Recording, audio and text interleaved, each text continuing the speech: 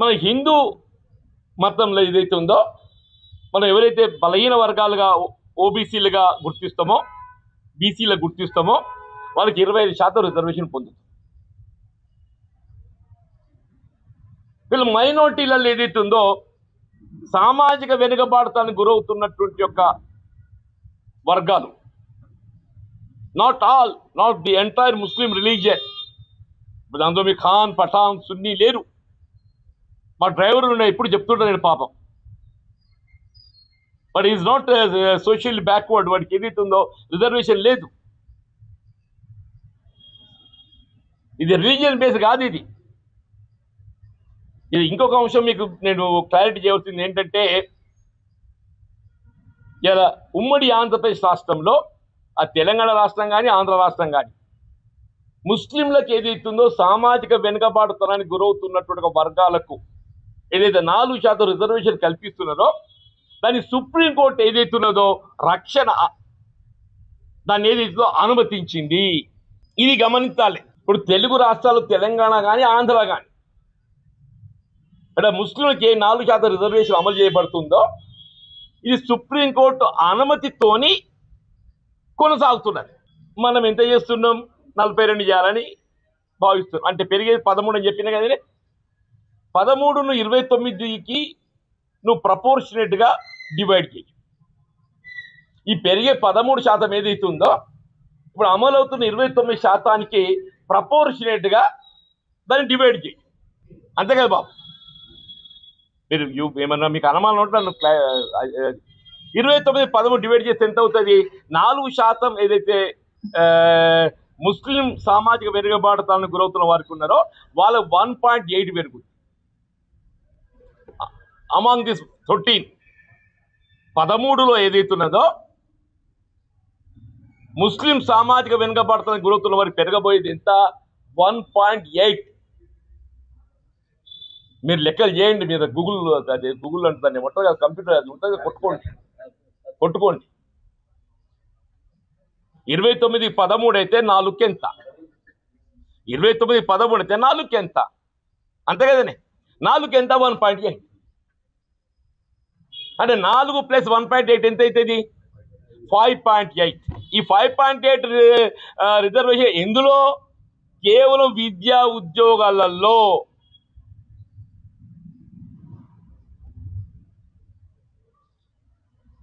ఈ 4 + 1.8 5.8 అవుతుంది కదా. ఈ 4 + 1.8 5.8. ఈ 5.8 ఎందులో? విద్యా ఉద్యోగాలలో. స్థానిక సంస్థల్లో దెర్ ఇస్ నో కేటగరైజేషన్. గమనించాలి. స్థానిక సంస్థలు కల్పింపజేయబోయే 42%లో ఎవరికి ఎంత అనేది అందులో డివిజన్ లేదు. No categorisation. 42% is for entire సామాజిక వెనుకబాటుతనానికి గురవుతున్నటువంటి వర్గాలకు అందరికీ. మరి కిషన్ రెడ్డి గారు దీన్ని తెలుసుకోవాలి ముందు. రేపు పంచాయతీరాజ్ యాక్ట్ రేపు అమలు చేయాలి పెట్టే 42%. There is no categorisation.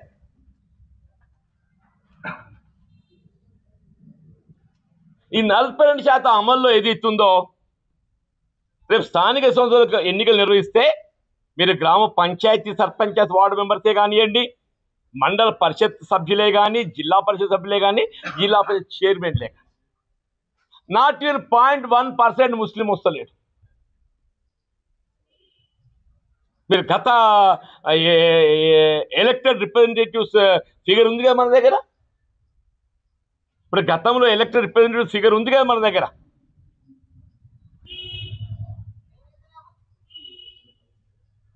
Not even 0.1%. Because మీ గ్రామీణ ప్రాంతంలో జనాభా లేదు.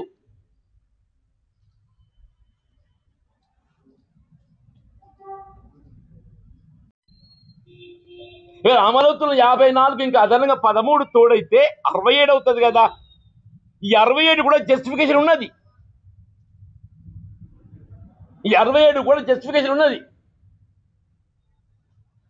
దాన్ని కూడా ఎవరో ప్రశ్నిస్తున్నారని చెప్పి నేను భావించా.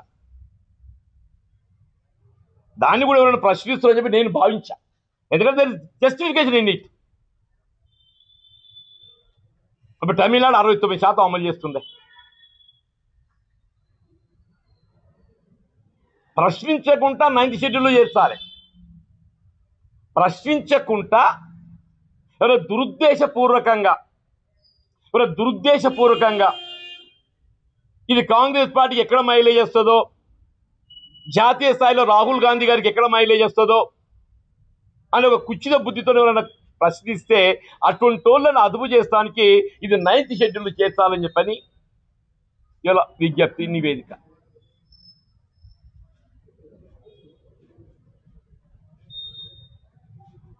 దయచేసి ఇప్పటికైనా we sincerely appeal to the President of India and the Union Home Minister. We sincerely appeal with utmost respect to the President of India.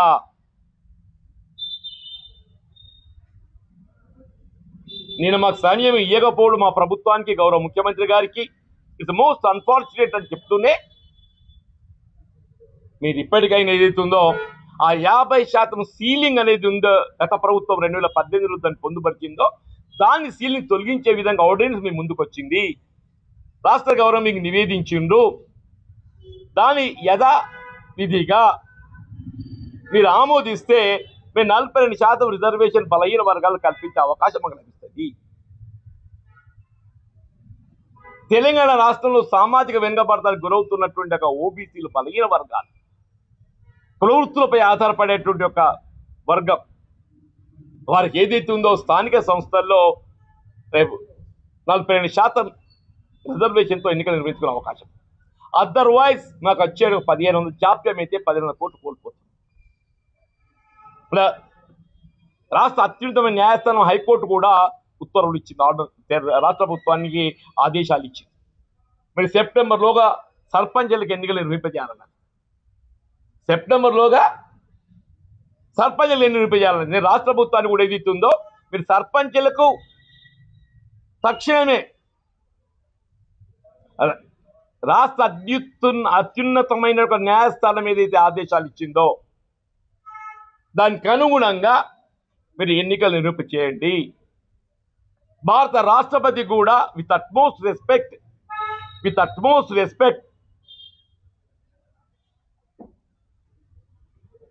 To the honourable president of India, Telangana రాష్ట్ర సామాజిక వెనుకబడతలకు గురవుతున్న వారికి ఏదైతుందో మరి ప్రజాస్వామ్య హక్కులు కల్పింప చేయడానికి ఏదైతుందో మీ వద్ద పెండింగ్లో బిల్స్ ఏదైతుందో ఆమోదింపజేయండి అని చెప్పని చేతులెత్తి వేడుకుంటాం. ఆమోదింప చేయాలని చెప్పని చేతులెత్తి వేడుకుంటాం.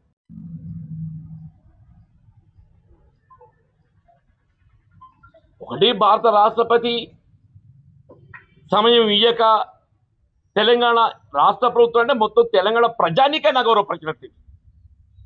ఇక్కడ ముఖ్యమంత్రి రేవంత్ రెడ్డి గారు కాదు, is and representative of 4 crore 4 కోట్ల తెలంగాణ ప్రజానీకానికి ఏదైతుందో అధినేత. తెలంగాణ రాష్ట్రానికి చెందిన 4 కోట్ల ప్రజానీకానికి అధినేత ఆయన. అను తెలంగాణ రాష్ట్ర ప్రజానీకానికి సంబంధించిన సామాజిక న్యాయం కల్పనలో భాగంగా ఒక విజ్ఞప్తికి డెలిగేషన్ అనుమతి కొట్టి ఏరు అంటే ఇంతకన్నా మోస్ట్ అన్డెమోక్రటిక్. అసలు తెలంగాణ రాష్ట్రం అనేది ఈ భారత ప్రజాస్వామ్యంలో, భారతదేశంలో ఇది ఒక భాగం అవునా కాదా?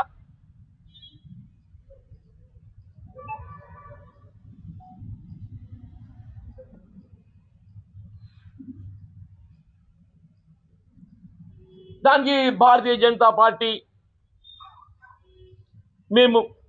మీరు ఆ ముస్లింలను తీసేయండి. అసలు ముస్లింలను కొత్తగా కలిపింది అది కూడా చెప్పండి దయచేసి. కిషన్ రెడ్డి గారు విజ్ఞుడు, రాజనీతిజ్ఞుడు. రామచంద్రరావు గారు పెద్ద న్యాయశాస్త్ర కోవిదుడు. కిషన్ రెడ్డి గారు రాజకీయ పరిజ్ఞాని. ఆయన అంత అనుభవం గల నాయకుడు కిషన్ రెడ్డి గారు. మొన్నటి బిల్లో వీళ్ళు ఇంతవరకు అమల్లో ఉన్నటువంటి యొక్క బీసీ కులాలకు అదనంగా let it be any religion, అది ఏ మతమన్నా కానివ్వండి, ఏదైనా కొత్తగా కలిపిండ్రు, ఈ కొత్త ఈ కులం కలిపిండ్రు, ఇందులో మీరు ఈ తొలగించండి కొత్త ఏదైనా కలిపినారా దాంట్లో?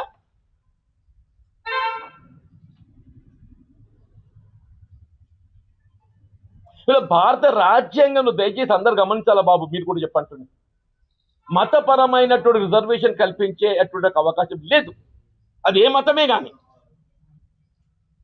భారత రాజ్యాంగంలో మతపరమైన రిజర్వేషన్ కల్పించే అవకాశం లేదు.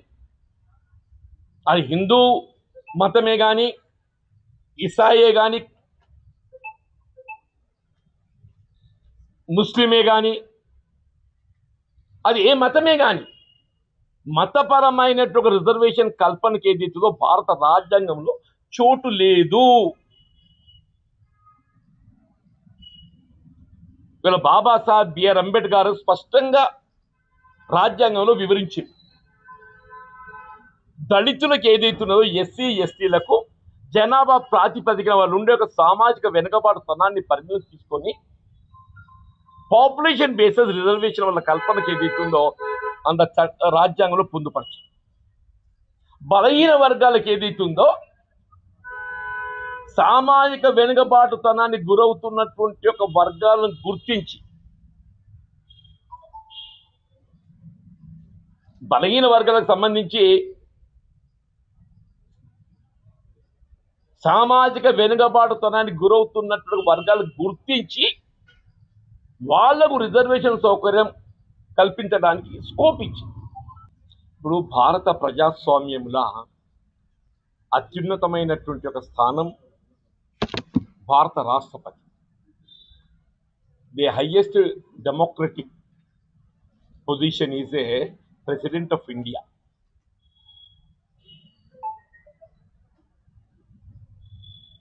వీళ్ళ తెలంగాణ రాష్ట్రానికి సంబంధించి సామాజిక న్యాయం కల్పనలో భాగంగా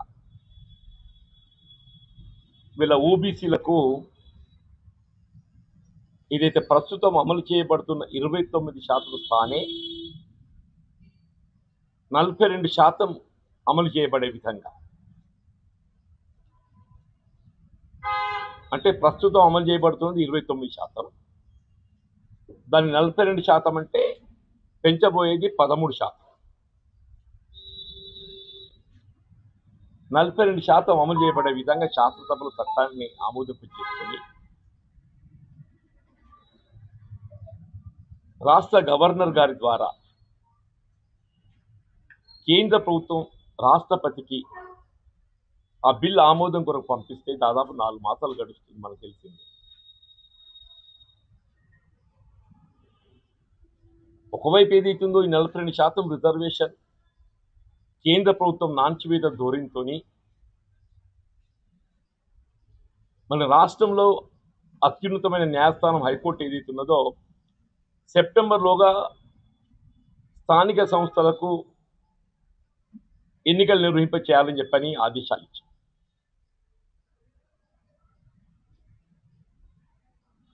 స్థానిక సంస్థల ఎన్నికల నిర్వహణ జాప్యం కావడంతో మన కేంద్రంకి వెళ్ళి రావాల్సినటువంటి యొక్క గ్రాంట్ గ్రామీణ ప్రాంతానికి దాదాపు 1500 కోట్లు నిలిచిపోయినాయి. ఇప్పుడు మనం తక్షణమే ఎన్నికలు నిర్వహింప చేయటం లోపల జాప్యం అయినట్టయితే ఈ 1500 కోట్లు కూడా మనం నష్టపోయే పరిస్థితి ఉన్నది. కాబట్టి ఏదైతుందో ఎన్నికలు తక్షణమే నిర్వహింప చేయాలని చెప్పంటే తెలంగాణ రాష్ట్రం ఏదైతే సామాజిక న్యాయం కల్పనలో భాగంగా ఓబీసీలకు 42% రిజర్వేషన్ కల్పింప చేయాలని భావించిందో ఆ 42% రిజర్వేషన్ అమలుకి ఏదైతే ఆటంకం, ఇది గమనించి ఆటంకం, ఇప్పుడు ఆనాటి బీఆర్ఎస్ ప్రభుత్వం 2018లో పంచాయతీరాజ్ యాక్ట్ అమెండ్ చేసింది. 2018లో పంచాయతీరాజ్ యాక్ట్ అమలు చేసి స్థానిక సంస్థల రిజర్వేషన్ 50% మించకుండా స్థానిక సంస్థల్లో అది ఏ పదవే కానీ 50% మించకుండా అమలు చేయబడే విధంగా చట్టాన్ని మార్పు చేసింది.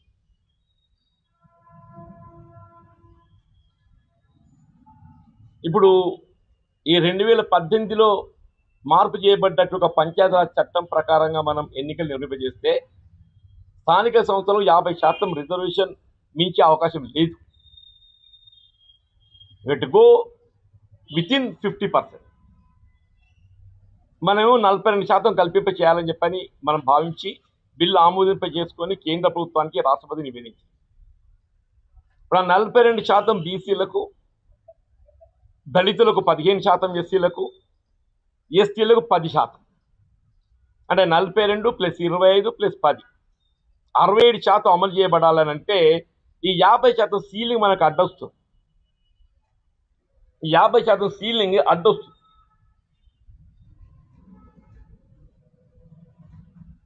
కాబట్టి ఆ సీలింగ్ తొలగింపు చేయబడే విధంగా ఇది 2018లో పంచాయతీరాజ్ యాక్ట్ 50% మించకుండా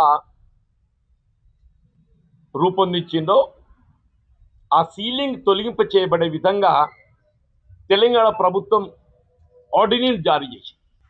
ఎక్కడైతే అర్బన్ పట్టణ ప్రాంతాల్లో వాళ్ళు ఉపాధి నిమిత్తం షిఫ్ట్ అయినరో అక్కడ ఏ వార్డే కానీ ఏ వర్గం మెజార్టీ ఉంటే ఆ వర్గం గెలిచేస్తారు. ఆల్మోస్ట్ ఏ వర్గమే కానీ నీకు తీసుకుంటే ఒక 10-15% ముస్లిం జనాభా ఎక్కువ ఉన్నట్టు ఒక వార్డు ఉంటాయి కావచ్చు. మరి రెస్ట్ 75-80% వార్డ్స్ ఏదైతే ఉందో హిందూ జనాభా అధికంగా ఉన్నది ఉంటుంది. మీ ఆ 70 మీ ఏ మున్సిపాలిటీ తీసుకోండి అంటున్నాను, జగిత్యాలు తీసుకో, ఏదైనా తీసుకో, అవకాశాలు ఎవరికి ఎక్కువ వస్తాయి? హిందూ ఓబీసీలకు ఎక్కువ వస్తాయి. నువ్వు ఎందుకు సమాజాన్ని తప్పుదో పట్టించే ప్రయత్నం చేస్తున్నావు అంటున్నాను.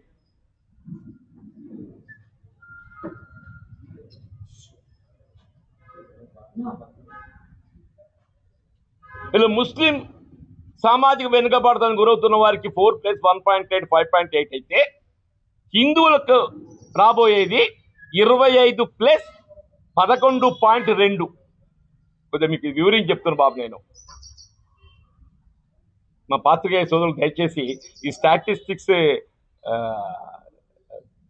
అంటే ఇంత మైన్యూట్గా దాన్ని మీకేమైనా అనుమానాలు ఉంటే యూ కెన్ టేక్ క్లారిఫికేషన్. 25+11.2 11 ఎక్కడికి వెళ్ళి వచ్చిందంటే 11.2 + 1.8 30. 11.2 + 1.8 30. అక్కడ 1.8 ఏదైతుందో ముస్లిం బీసీ సామాజిక వెనుకబడతానికి గురైన వాళ్ళ పోతే మిగిలిన 11.2 ఏదైతుందో హిందూ సామాజిక వెనుకబడతానికి గురైన వాళ్ళకి వస్తుంది. అంటే 25+11.2 ఎంత అవుతుంది? 36.2. అంటే ఇప్పుడు ఏంటంటే బయట 42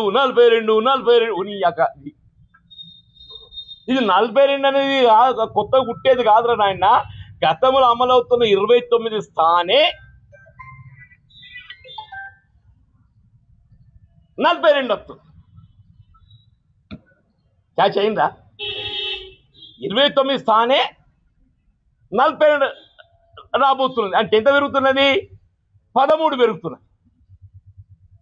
వీళ్ళు ఇంతవరకు తెలంగాణ రాష్ట్రంలో బలహీన వర్గాలకు అమలవుతున్నటువంటి రిజర్వేషన్ 29% అమలవుతుంది.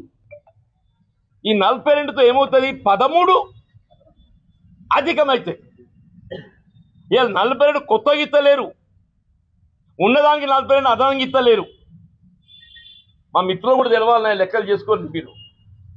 40 అంటే మా వాళ్ళు అందరూ ఇదేదో ఏదో కలిపి పెడుతున్నాం అని చెప్పి అనుకోకుండా, మీ హక్కు ఇది, మీ హక్కు అంటున్నా నేను. 29+13 42 అంటే 13 పెరుగుతున్నది. ఏ ఇందిరా సుహానీ కేసు 50% అధిగమించొద్దని చెప్పని మీరు చెప్తారు కదా. ఉదాహరణ, ఆల్రెడీ ఆ 50% తెలంగాణ రాష్ట్రం అధిగమించింది.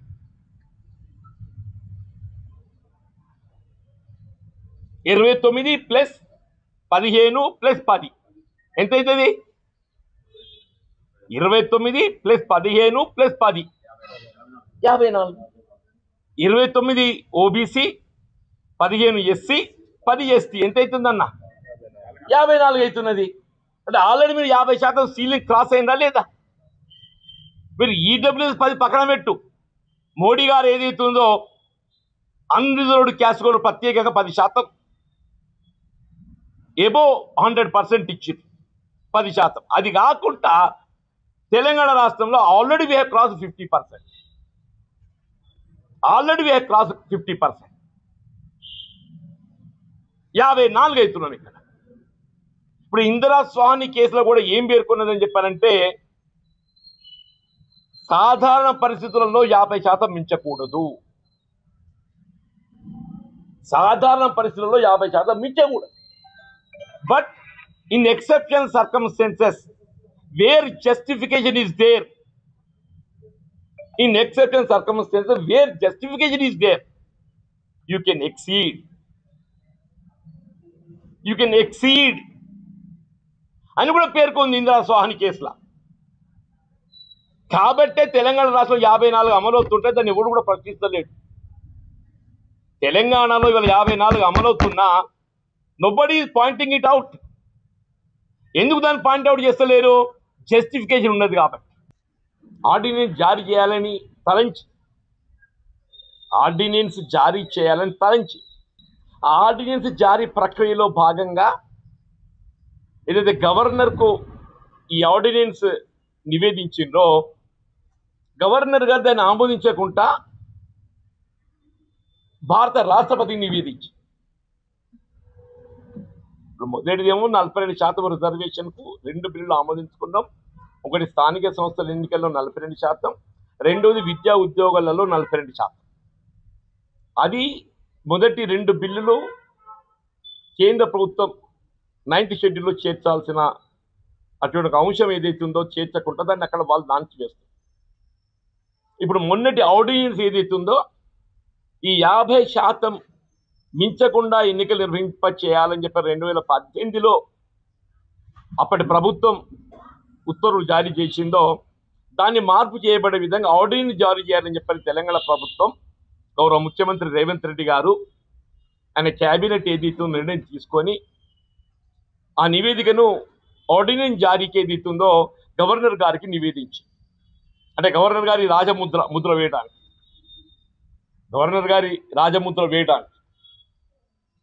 గవర్నర్ గారు ఏదైతుందో ఆ రాజముద్ర వేయడానికి దాన్ని వేయకుండా భారత రాష్ట్రపతి నివేదించి, అంటే మొదటి 2 బిల్లులు అక్కడే ఉన్నాయి. ఏది స్థానిక సంస్థల ఎన్నికలకు సంబంధించిన ఒక బిల్లు, విద్యా ఉద్యోగాలకు సంబంధించిన 2వ బిల్లు, 42% రిజర్వేషన్ కల్పన. విద్యా ఉద్యోగాలలో గతంలో 29% ఏదైతే బీసీలకు అమలు చేయబడుతుండేనో దాన్ని 42% పెంచే విధంగా దయచేసి అది స్పెసిఫిక్గా మెన్షన్ చేయండి ప్లీజ్. ఆ 29 42 చేస్తే 42 ప్లస్ 15 ప్లస్ 10 67.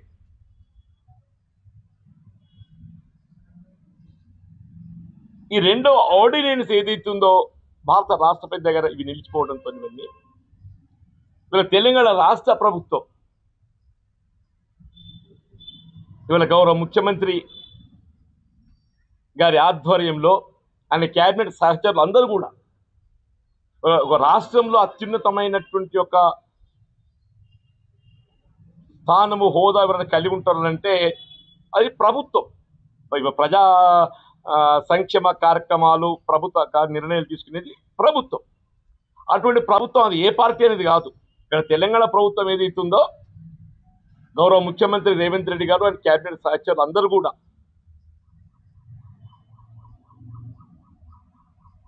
ఇతర శాసనసభ్యులందరూ కూడా శాసనసభ్యులే శాసనమండలి సభ్యులే కానీ భారత రాష్ట్రపతిని ఈ ఆర్డినెన్స్ ఆమోదం కొరకు 50% మించకుండా ఇది ఆనాటి బీఆర్ఎస్ ప్రభుత్వం బిల్లు చేసిందో చట్టం చేసిందో ఆ చట్టాన్ని రిలాక్స్ చేసే విధంగా ఆ 50% సీలింగ్ను తొలగించే విధంగా అట్లా మొదటి 42% రిజర్వేషన్ల కల్పన కూడా అక్కడే ఉన్నాయి. ఇలా తెలంగాణ ప్రభుత్వం ఏదైతే ఉన్నదో గౌరవ ముఖ్యమంత్రి గారి ఆధ్వర్యంలో డెలిగేషన్ భారత రాష్ట్రపతిని కలవడానికి కొరకు ఏదైతే ఉందో సమయం కోరి, అంటే ఒక రాష్ట్రానికి సంబంధించి ఒక రాష్ట్రానికి సంబంధించి అంటే రాష్ట్ర ప్రభుత్వ అధినేత క్యాబినెట్ ఇంతకంటే డెమోక్రటికల్లీ ఎలక్టెడ్ ఇన్స్టిట్యూషన్ ఏది ఉండదు. ఇంతకంటే డెమోక్రటికల్లీ ఎలక్టెడ్ ఇన్స్టిట్యూషన్ అనేది ఏది ఉండదు. అటువంటి డెమోక్రటికల్లీ ఎలక్టెడ్ ఇన్స్టిట్యూషన్ భారత రాష్ట్రపతి టైం కోరింది. ఈ సామాజిక న్యాయం కల్పనలో భాగంగా ఈ రిజర్వేషన్లకు సంబంధించినటువంటి మొదటి 2 బిల్లులే కానీ ఈ ఆర్డినెన్స్ జారీకి సంబంధించిన అంశమే కానీ మరి పెండింగ్లో ఉన్నాయి. వాటిపై తక్షణమే నిర్ణయం తీసుకోవాలని చెప్పి విజ్ఞప్తి చేయడానికి సమయం కోరింది. అన్ఫార్చునేట్ ఏంటంటే ప్రజాస్వామ్యంలో ఇంతకంటే అగౌరవం అనేది ఏముండదే. ప్రజాస్వామ్యంలో ఇంతకంటే అగౌరవం అనేది ఏది ఉండదు. రాష్ట్ర స్థాయిలో democratically elected institution the highest position is state government. అటువంటి రాష్ట్ర ప్రభుత్వం ఏదైతున్నదో ఇక్కడ ఎవరు అనేది కాదు, ఏ పార్టీ అనేది కాదు. భారత రాష్ట్రపతి సమయం కోరితే మీరు ఇవ్వకుంటే ఎవరికి ఇస్తారే? భారత ప్రజాస్వామ్యం అనేది మొత్తం ప్రపంచమే మన భారత ప్రజాస్వామ్యాన్ని హర్షిస్తుంది. ఇంత గొప్ప ప్రజాస్వామ్యం అనేది బాబాసాహెబ్ బిఆర్ అంబేద్కర్ రూపొందించిన రాజ్యాంగం ఏదైతున్నదో ఇంతకంటే గొప్ప ప్రజాస్వామ్య వేదిక, ప్రజాస్వామ్య దేశం ఏది లేదు అని చెప్పని హర్షిస్తుంది మొత్తం ప్రపంచమంతా. మరి అటువంటిది భారత రాష్ట్రపతి ఏదైతుందో ఒక రాష్ట్ర ప్రభుత్వానికి మీరు సమయం ఇవ్వకపోవడానికి ఇంతకంటే దురదృష్టం ఏమైనా ఉంటుందా? అదే ఇంతకంటే దురదృష్టం ఏమైనా ఉంటుందా అంటున్నా నేను. మీరు ఒక డెలిగేషన్ ప్రభుత్వం ఏం విజ్ఞప్తి చేస్తుందో మీరు దాన్ని పరిశీలించండి. కానీ చెప్పుకోవడానికి కూడా అవకాశం లేదా? ఈ భారత ప్రజాస్వామ్యంలో ఒక రాష్ట్ర ప్రభుత్వానికి ఏదైతే ది హైయెస్ట్ ఎలక్టెడ్ పొజిషన్ ఏదైతే ఉన్నదో సామాజిక న్యాయం కల్పనలో భాగంగా మా సమస్య చెప్పుకుంటామంటే కూడా భారత రాష్ట్రపతి అవకాశం ఇవ్వకపోవడం అంటే ఇంతకంటే దురదృష్టం ఏముంటుంది? మీ నిర్ణయం ఏముంటుంది తర్వాత విషయం. అది మీ నిర్ణయం ఏముంటుంది తర్వాత విషయం. కనీసం చెప్పుకుంటామంటే కూడా నువ్వు సమయం ఏమంటే ఏమన్నట్ట. ఇది మోస్ట్ అన్ఫార్చునేట్ అండ్ అన్డెమోక్రటిక్ ఇంతకంటే అప్రజాస్వామికం ఏది ఉండదు అని చెప్పంటున్నా. అసలైన తొలి వెలుగు. ఫాలో వాట్సాప్ @తొలి వెలుగు official.